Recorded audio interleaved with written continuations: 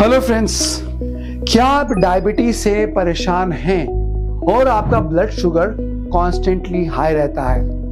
आप सोच रहे हैं डायबिटीज में क्या खाएं, कौन सा आटा खाएं, क्या गेहूं खाना सही है, क्या चावल से हमारी शुगर बढ़ती है, क्या ज्वार बाजरा रागी हमारे लिए बेस्ट आटा है, क्या खाना चाहिए क्या ना खाएं? तो फ्रेंड्स, आज का वीडियो, आज हम बात करने वाले हैं डायबिटिक्स के लिए बेस्ट आटा कौन सा है और इसमें से हम घर पे कैसे एक डायबिटिक आटा क्रिएट करें, उसका क्या फॉर्मूला है जो आपके ब्लड शुगर को कंट्रोल कर सकता है और मैनेज कर सकता है। तो आइए आज की शुरुआत करते हैं इस टॉपिक की कि हम घर में कैसे एक डायबिटिक आटा बनाएं जो शुगर को कंट्रोल करे।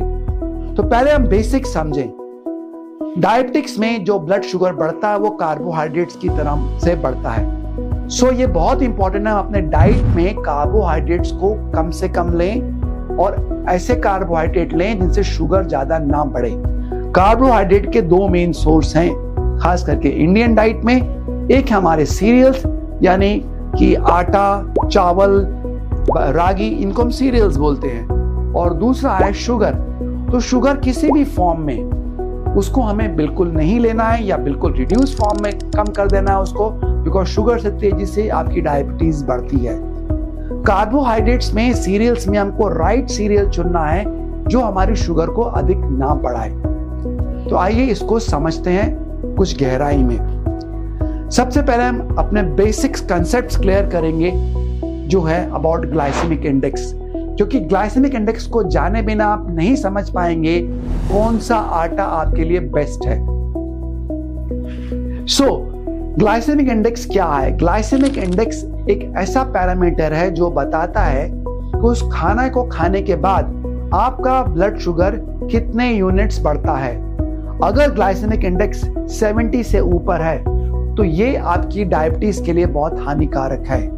जिन खानों का ग्लाइसेमिक इंडेक्स 56 से 69 के बीच में है वो मॉडरेट ग्लाइसेमिक इंडेक्स है, वो that's okay but not very good for diabetic food. जिन खानों का ग्लाइसेमिक इंडेक्स 55 से कम है वो डायबिटिक्स के लिए बेस्ट माने जाते हैं, सबसे अच्छे माने जाते हैं। एक और कंसेप्ट है ग्लाइसेमिक लोड का, जिसका मतलब ये है कि आप अगर खाने को अधिक मात्रा में लेते हैं तो उससे आपकी शुगर कितनी बढ़ती है। एक बात समझ लें, जिन खानों का ग्लाइसेमिक इंडेक्स लो है उनको भी अगर आप अधिक मात्रा में लेंगे तो आपका ग्लाइसेमिक लोड बढ़ सकता है, जो आपके लिए डायबिटीज में अच्छा नहीं है। तो जो आप सीरियल्स लेते हैं उनको कम मात्रा में लें। अब हम बात करेंगे what are the best atta और the cereals for diabetes. Diabetes में सबसे बढ़िया आटा और सीरियल्स कौन से हैं? तो मैं आपसे अगर बोलूं तो आप चुने कौन सा बेस्ट आटा है। तो मे भी अधिकांश लोग बोलेंगे मिलेट्स हैं, बाजरा है, रागी है। तो my answer would be no to all of this. जो बेस्ट आटा जिसको मैं सबसे ऊपर रखता हूं, आप गेस करें वो क्या होगा, और आप सबके घर में है वो। जी हाँ, वो है बेसन। बेसन डायबिटीज में सबसे बढ़िया है। इसका रीजन मैं आपको बताता हूं। बेसन का जो ग्लाइसेमिक इंडेक्स है वो 20 से 25 है, वन ऑफ द लोएस्ट। इसका फाइबर कंटेंट 11 के करीब है और इसमें प्रोटीन कंटेंट 20 से 22 होता है, जो कि काफी अच्छा प्रोटीन कंटेंट है for a vegetarian food and a serial. इतना प्रोटीन कंटेंट हमें किसी और सीरियल में नहीं मिलता है। तो बेसन को मैं टॉप पे रखता हूं for the management of diabetes. इसका आप अधिक से अधिक इस्तेमाल करें अपने खाने में। सेकेंड नंबर पे अगर कोई सीरियल आता है जिसको हम रखते हैं, दैट इज गेहूं और barley. Barley is very good क्योंकि इसका जो ग्लाइसेमिक इंडेक्स है वो 25 से 30 के बीच में आता है।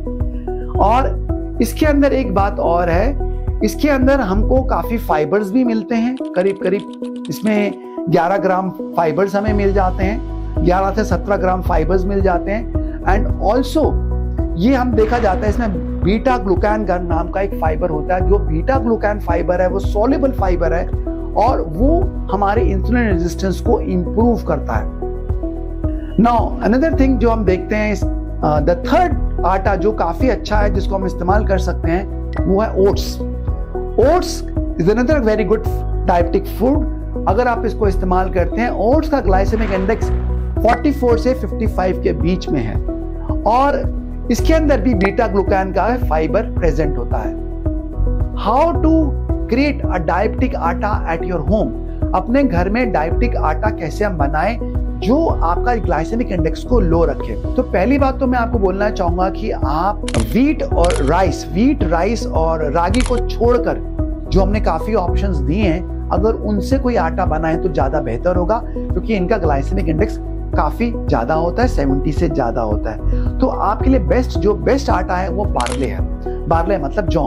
अगर आपको ग्लूटेन सेंसिटिविटी नहीं है तो आप जौ का इस्तेमाल कर सकते हैं। इसको अगर आप अपना बेस आटा बना रहे हैं तो इसके साथ साथ आप इसमें थोड़ी मात्रा में आप ग्रीन बनाना फ्लोर डालें, यानी कि कच्चे केले का जो आटा है उसको डालें, जैक फ्रूट फ्लोर डालें, थोड़ा सा कुछ आप आलमंड यानी बादाम का फ्लोर भी डाल सकते हैं। बादाम के फ्लोर में विटामिन ई होता है, काफी सॉल्युबल फाइबर्स होते हैं जो आपकी बॉडी को हेल्प करते हैं। इसके साथ साथ उसमें आप 1 या 2 चम्मच इसबगोल डाल सकते हैं। इसबगोल फाइबर्स होते हैं जो आपके पेट को जल्दी भरने में हेल्प करते हैं और आपके इससे भूख को भी कमी करने में हेल्प करते हैं। इसके साथ आप उसमें चिया सीड का जेल डालें, यानी कि आप चिया सीड लें, रात भर उसको पानी में भिगोएं और जो उसका जेल बन जाता है चिया सीड का, वो उसके कुछ चम्मच आप अपने आटा के अंदर मिक्स करें।